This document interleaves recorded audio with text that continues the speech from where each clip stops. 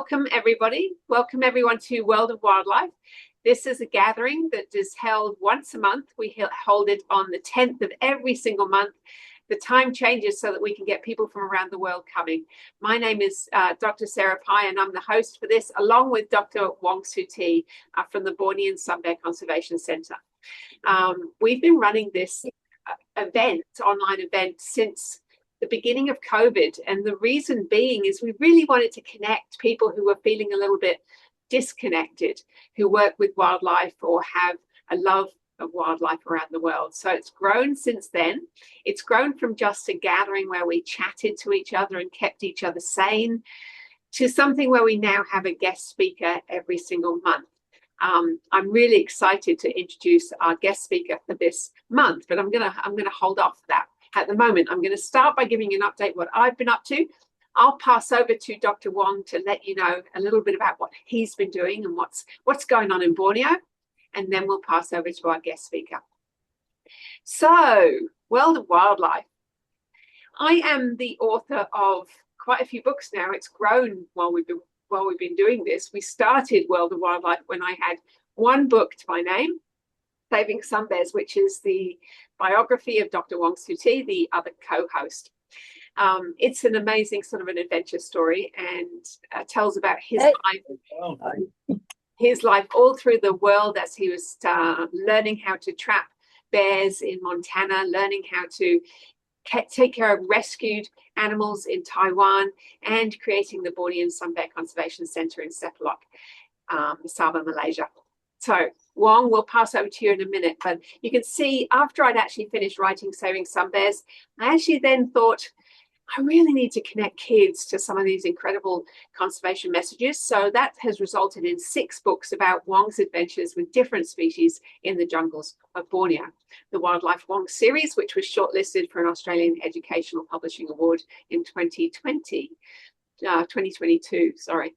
And this year, as most of you know, I've launched Curious Kai Asks Why, which is a story about a young girl that travels around Queensland wanting to find out answers to her crazy questions about wildlife.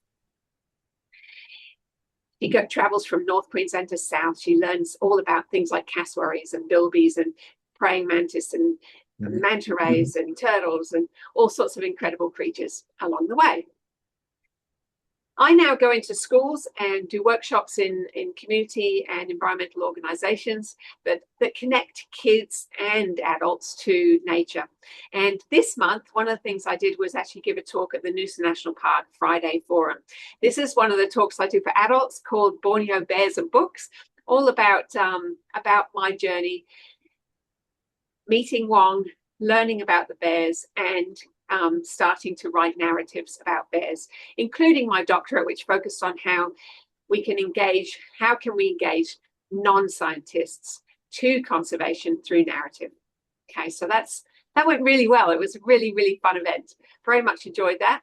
Other things I've done this month was having a stall at the Monday markets on the Sunshine Coast, and I've done that a couple of times this month. It's been really fun to meet people who are interested in the books, but also have lots of really cool conversations and connect with school teachers and schools themselves through this process. So I'll be doing the same again next Wednesday. If any of you are interested in stopping by and having a yarn or grabbing a book for a Christmas present for someone young in your life, then come and see me at your Monday markets.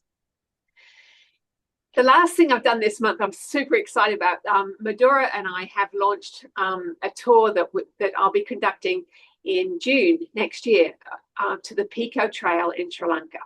So if any of you are avid walkers and would like to come along, we have 3 spots remaining on this tour. It's a 10-day tour through the highland area of Sri Lanka.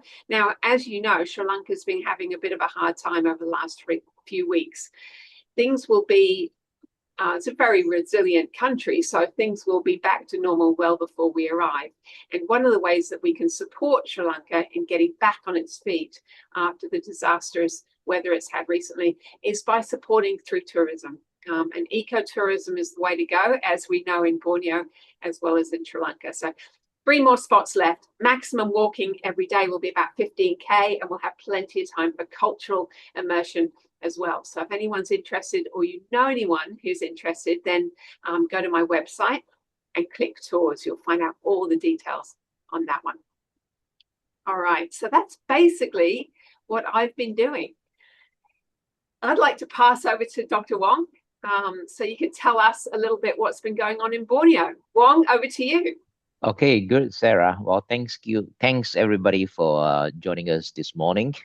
Also over the last month, when we have this meeting, I was in Hua Hin in Thailand attending the WON conference, and right after that, I came back and then give talks to a school in Kota Kinabalu, and then after that, stay in the center for a few days, and then going to Taben. So right now at our center, for those of you who have been visited our center, the next time where you come to visit, you will see very different, especially in our entrance. So we have built an entrance foyer, and right now, the constructions of the entrance foyer, we just increase the whole entrance area so that it makes it more presentable. And then right now we are working on the signboards. There will be a gateway called "Welcome to Buddha Samay Conservation Center," where you can see the world's smallest bear in the forest. And then and also we are working on a series of signboards designed by Wenbing. Wenbing here today? Maybe not. Yeah, yeah, He's he's not not. here Yeah. today. He said, unfortunately, he's got a class Yes, yes, yes, time, yeah. so he's He's going to yeah, catch up he's yeah, later. no problem. So But Wong's so he has an been illustrator help. and he's done an amazing job, hasn't he? Yes, he has been working, helping us design a few series of signboards over the years, actually, especially this full year, yeah. And it's all completed, and then partially is on. We already received the final print, and then there's another batch who we just sent to printing. Hopefully, will be done by in another few more weeks or so. Yeah. And then and the plan is to have our official launch of our entrance for you on the 12th of let me see if it is on the 12th. Yes, it's on the 12th of next year. We have the launch of the entrance foyer, and then January. yeah, yes, January, yeah, January 12th. Yeah, so that project is finally official launch, and also next year is also the official year for Visit Malaysia Year 2026, where Sun Bear is being chosen as the mascot for the Visit Malaysia Year. Many people across the world have seen Wira and Manja, these two very cute sun bears, in many places. And the Malaysia government has spent money to advertise Visit Malaysia here, where these two cute sun bears called Wira and Manja has been the ambassador to promote, asking people to come and visit Malaysia here. So, Wong, Yeah. what is the benefit of that to you? Is it awareness building mostly? Is that what you're looking for? All of the above, for Yeah. this is for the first time where sun bear is being recognized at this top government level, where it has been used to represent Malaysia. In the past, it's always orangutan, proboscis monkey, hornbills, yeah, and then sun bear never being mentioned, and this time sun bear being mentioned, and it has been put under the spotlight. So, which is good for me because I've trying to raise awareness all these years, and the audience that I can reach is minimum, but right now with the help from the governments, it actually helps a lot. And then we're expecting there'll be more tourists coming to Malaysia, including Sabah, including Sepilo. And of course, with that, we can improve our revenues. And then, but for me, I want people to come here because beside visiting our center, is also visit other nature places as well, because in Sabah, in most of the Malaysia, people do tourisms based on this nature-based tourism, where or ecotourism, where people visit forests, see wildlife, and then the presence of the tourists would help to create job for local people and also to improve local people's livelihood. That's why uh, I need to use nature-based tourisms as the third option after educations and law enforcement to help wildlife conservation, because telling the very poor people not to do this, not to do that is not that effective. And then in terms of law enforcement, we still have a lots of rooms to grow. Yeah. And then the top option is to do it from the other ways to improve local people livelihood and show local people that, hey, wildlife that running wild and alive can help their livelihood, can help them create job, and so that they have the incentive growing from themselves to protect wildlife and nature. And I think that's the way to go, because we still have it in many places. The forest wildlife already gone, then it's too late to do nature-based tourism. So we need to promote that as much as possible. Yeah, and then after that, I visited Tabint, yeah, briefly, and uh, e- seeing Tinoms, and right now Tinom and Pitang, they are about the same weight. You'll be amazed to see how big Pitang grow. And either tomorrow, today or tomorrow, if I got time, so I'll upload some of the video on my social media. And Tinom is very wild right now. She has been several times. She do not want to come back, sleep in the forest consecutively for like 4 nights. And right now she was away again for several days last week, and we managed to get her into the cage just the day before yesterday. And then we are going to, there's something wrong with the collar, with the satellite collar that she's wearing. It's not working well. So we will have our vets to go and change the satellite collar on tomorrow. Yeah, on tomorrow. And after that, the collar working. Hopefully the collar have no problem, and then she can be walk again. And we expect that it will be getting even more difficult to get her back to her cage every evening. But it's okay, we just That's a leave good it. thing. It's a good thing. Yeah, definitely it's a good thing. And right now she improve her swimming skill, her foraging skill, her climbing skill. Hopefully with her size, right now she's about 26, 27 kilograms. As a young female, she managed to defend for herself.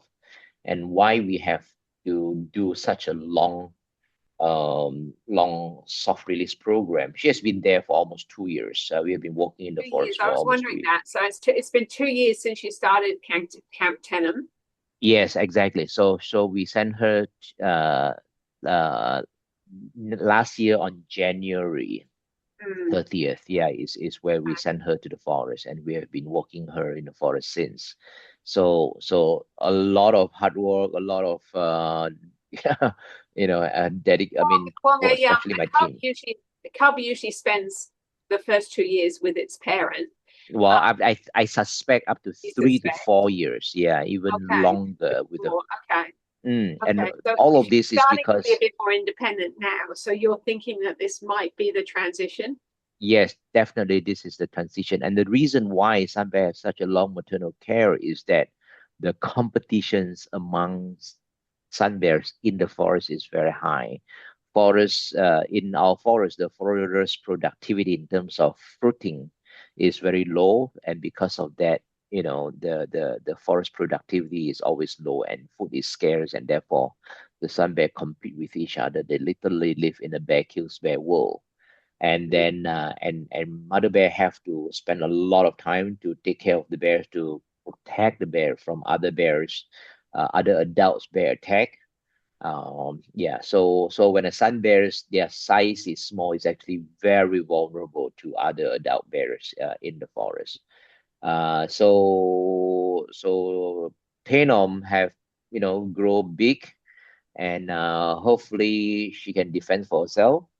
And she'll be, I think, we will continue monitor her. It's just that we do not need to get her into a cage every night to protect her from other bears, as long as she grow big, as long as she can self-defense. And we still will monitor. This Tabin Sambe project will not stop despite she has lived an independent life. We'll continue our monitoring. We'll continue the data gathering in the field. And then at the same time, we also have the second bears called Pitang, who is 1 year younger than Tino, and she's still a little bit shy. So we'll still continue doing the walking work and then monitoring work, and then trapping of wild sunbears because we want to uh, put radio collars on the wild bears in our study area, in the area, so that we know both of our rehab bears and also the wild sand bears doing. Yeah, and then hopefully I can raise sufficient money to set up our camp, our proper field station in Tarbin next year. So finger crossed. So that's it for Brilliant. me.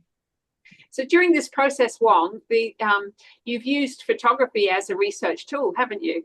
Is because it's hard to actually see sun bears in the wild. They're very, very elusive. So to have two rescue bears in a soft release program has been really helpful on that gathering photographic evidence, hasn't it? Yes, absolutely. Because Sunday they live in such a dense forest, and plus their behaviors naturally is very shy, so it's very difficult to observe bears in the wild. And then with this kind of soft release program, where the bears cub is habituated to their caretaker, we can get close. We can do a lot of, videographing, photographing, and get amazing footages of the bears. Yeah, Is there which anything were you've learned in this last 2 years? Is there anything that you've learned from that evidence that was a surprise? um yes and no. So yes, I think there is a lot of things that the bears taught us how a sun bear live in the wild. Say, for example, on a hot days, they love to dip themselves in the forest, and then they spend so much time on tree, sleeping, resting, foraging, harvesting fruit directly from tree. And this is definitely an arboreal bears. And right now we are working with University of Sunshine Coast with Professor Beth, who is actually she's in You um know, isn't she? yeah, she's here already. Yeah. Yeah. And then yeah, so and her student Elka to analyze the data that we gather to try to put a full picture of a natural history of sun bears that live in our elusive forest.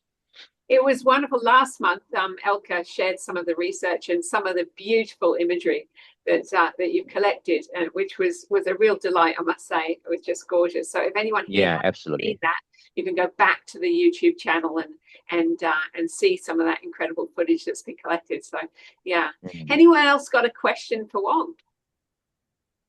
I have a question. Yeah, For Irene? Irene. How do you get Tinam to come back? Do you bribe her with food or you just call Oh, her? we try everything, everything. That's why many attempts fail until it got dark, and then or until the weather get bad. And then we have to, I told my team that okay, it's okay, just leave her alone and then Mm. continue the search the next day. And usually she's still around, she's still around the camp, and there was one night she came. The team give up on searching her and try to bring her back, and then we just let her be. And then she came back at night to her cage. We leave the cage open with Yeah. food inside. She managed to come in and eat the food.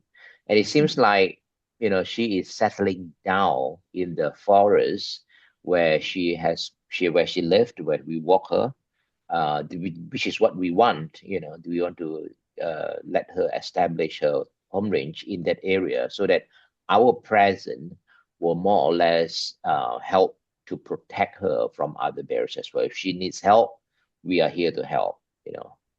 Yeah. So So again, when it's you, okay, sorry. So when you eventually release her into the wild, do you do it where the camp is or do you bring her somewhere else? no, no, no, no. It will be at the camp. We Yeah, just so then let the she door knows to come open. back if needed. Yes, yeah. Because if we bring her to another places, then you will defeat the purpose. Yeah.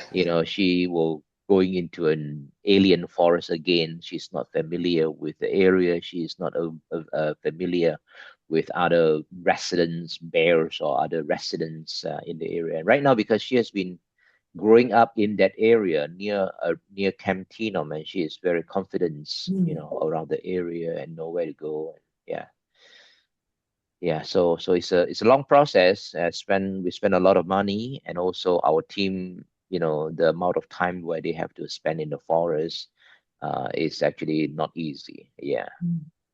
And I think that's worth noting, isn't it, Wong, that the project you've released a lot of different bears and learned a lot from this process, and this method of soft release is the most labor and time intensive of anything, but possibly has the best option of success. Yeah, but it does Yeah.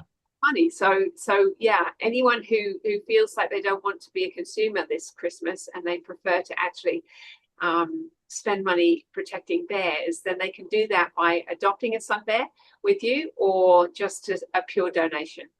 Yeah, definitely, because this kind of project, we spend so much money, yeah, to set up the camp, run the field project, hire our field staff on the ground, and then vehicles always breaking down, and a lot of challenges working long term in the field, and we need a lot of money to make it happen.